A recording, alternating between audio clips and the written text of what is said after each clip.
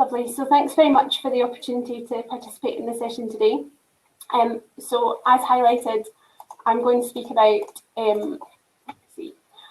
work that was recently done in conjunction with Public Health Scotland, which was our national analysis of discharges from NHS Scotland hospitals to care homes, essentially during wave 1 of the pandemic. I'll start off by setting this work in brief context, talking briefly about methods and the key findings and our recommendations from a data perspective, but clearly the scope of this 60-page report and its 50-page methodology document are a bit much for 10 minutes, so anyone who's interested can access the publication available from here. So to set off, we know that at least 1 in 20 care home residents in Scotland have died as a result of COVID-19 during the first wave of the pandemic. But we also know that that figure is likely to be an underestimate because we have no true denominator. We do not know who lives in our care homes and we don't know how occupied they were in March of this year. So that figure is based on the total number of beds, hence why it's an underestimate. The interest then in the question is that we know that hospitals discharged larger numbers of people in March and April to create pandemic capacity. And there have been concerns expressed that this may have been a precipitating factor in care home outbreaks. And in Scotland, our NHS boards, our equivalent of trusts, have been subject to multiple freedom of information requests about hospital discharges to care homes, many of which they haven't been able to answer because of known issues about data quality. And so the questions that we were asked, and this work was in fact commissioned by the Cabinet Secretary for Health to Public Health Scotland, was to look at these discharges to understand the status of individuals in respect to COVID-19 and understand the patterns of their discharge. But in order to understand how that affects outbreaks, it's necessary then to define and describe the care home outbreaks in Scotland and then be able to look at the two things together. So quite a significant task, and particularly from the data landscape that we know is problematic. So care home discharges, one thing just to kind of, grapple with is that there's often a perception that this is about a one-way traffic of individuals from hospital into care homes, when in fact the picture is much more complicated. And we identify that there are 3 distinct groups of interest. There are existing care home residents who were in hospital and returned home after an inpatient period of care. There are new admissions to care homes, so individuals who came in from another location and while they were in hospital it was decided they needed a care home placement, who are then moving into a new home. And then there are a third group of temporary residents who move into care homes while waiting for alternative care arrangements.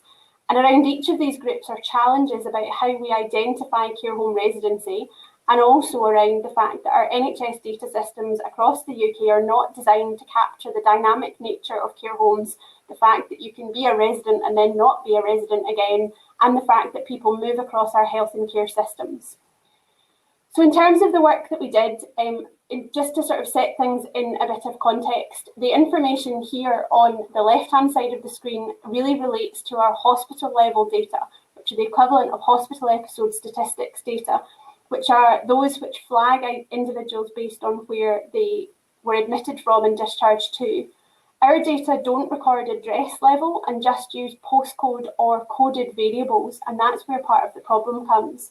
Because essentially, if we use them alone, we miss 30% of individuals who were discharged to care homes. And we knew that data quality was going to be a problem. And thus we embarked on quite an extensive exercise of using other data sources to try to identify people who moved or were taken to care homes. And that included looking at information in our National Population Register, the CAI, which is the equivalent of the NHS number. We looked at patient transport journeys where people were taken to care home addresses. We looked at our delayed discharge or delayed transfer of care data. We looked at individuals who died in care home locations. And we asked our health and social care partnerships to give us specific information about people they had placed on a temporary basis, as we thought they would be the most difficult to identify in our routine data sources because of the issues of capturing, as I say, a dynamic process. And after we did that, that then gave us a discharge data set of 5,204 discharges of 4,807 people, which we were then able to link to their test results. And as a result of that, we were then able to generate this table, which was the one of great media interest, which essentially mapped out the number of individuals discharged and their tested status over the period of time. and how this changed in response to changes in both our understanding of the virus, our understanding of asymptomatic or pre-symptomatic transmission, and policy around testing. And it's important to note that there were sort of key changes over the period in terms of the availability and accessibility of tests. However, this one is the one that caused the most attention.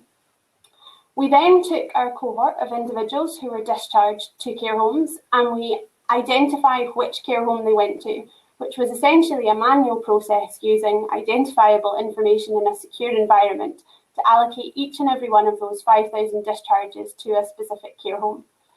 We did that so that we knew where the individuals went, but we then had to construct the care home level side of the data, and that required us to use data from the Care Inspectorate, who are the equivalent of the CQC, to understand the services that were operating in the period, to look at all positive COVID tests during the period and identify which ones were done on care home residents and which care home they were done in, which again was a very large piece of manual allocation work of these tests using information from our population register and address data. Essentially, we took 2 snapshots so that we could try to capture changes in address over time. And finally, we did the same with our NRS deaths data to look at individuals who had died within the care home of both COVID and all-cause mortality. And that allowed us to construct a care home level linked data set of COVID-19 outbreaks and COVID-19 mortality, from which we could then assess the impact of hospital discharge. So it shows us that over the period of time of all the 1,084 care homes that were open in Scotland for all adults, 32% of them had a laboratory confirmed outbreak defined as a single positive test or more of a resident in the care home at the time at which they received their test. And you can see the evolution of the pattern of that over time. We then looked at care home deaths, and we found quite a stark difference in terms of the pattern of mortality observed in homes where an outbreak took place and care homes where there was no outbreak. We also see that only 4% of COVID-19 certified deaths took place in homes where we couldn't identify evidence of an outbreak, giving us reassurance that our method of defining outbreak based around positive testing was unlikely to have missed any significant outbreaks. And in fact, these homes all have evidence of negative testing. So we know that the option exists, obviously, to make this as a clinical diagnosis. One of the most staggering things really is that more than half of all the deaths of COVID-19 in our care homes took place in just 64 of those 300 plus homes that had an outbreak, and a quarter were just in 25 homes. And it really gives pause for thought in terms of the impact for the residents, but particularly the staff caring for these individuals over time, and the really concentrated impact that COVID-19 outbreaks have had within care homes, and therefore the population who remain at risk as wave 2 continues. So hospital discharges then, we found that there were 843 of our 1,084 care homes which received a discharge at any point in time. We found a very, very small number of discharges which we couldn't allocate to a care home, some of them from the borders who they went to care homes in England, or others where nobody could work out which care home the individual was discharged to. The range of number of discharges is quite striking, but most received a relatively modest number of 6. And it's important to recognise that many of these individuals went to a care home which didn't have an outbreak, although clearly some went to care homes where there was an outbreak. But importantly, in terms of looking at epidemiological associations, we find evidence that quite a significant number were on the same day or after the care home outbreak had already started.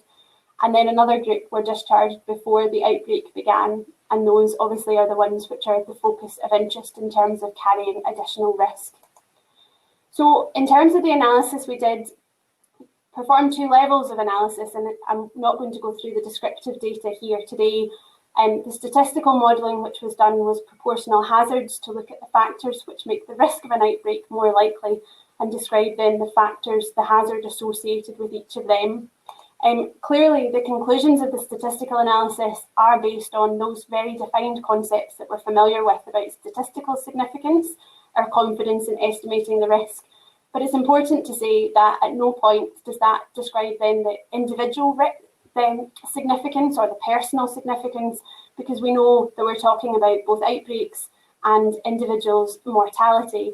And this is a very, very emotive subject. So the conclusions are based on the numbers, but it's important that that doesn't get lost in terms of what we're talking about. Our adjusted analysis then, I'm really just going to show you the two factors of most interest. So care home size, we see, is very significantly associated with the risk of having an outbreak. And the figures here are not quite in a direct linear relationship, but clearly as the size of the care home increases, the risk increases significantly. In the unadjusted analysis, we also see that hospital discharge is significant and carries an elevated risk, although noting the numbers in relation to the numbers above. However, when we then undertake adjusted analysis, where we look at the type of care home, the sector of care, the quality score, whether individuals receive nursing care, and the area the care home is located in, we see that while the association with care home size persists and remains magnified, the association with hospital discharge becomes not statistically significant. And so this tells us that the care home characteristic strongly associated with outbreaks is care home size, and that we found no statistical evidence that discharge was associated with initial outbreaks. But our power is limited, and we aren't able to look at outbreaks within outbreaks.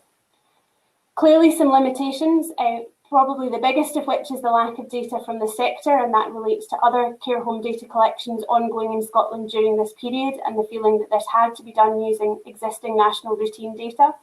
We don't have information on other things that we would like admissions from the community or staff testing, and we know that care home size is a complex variable that means more than just the number of beds.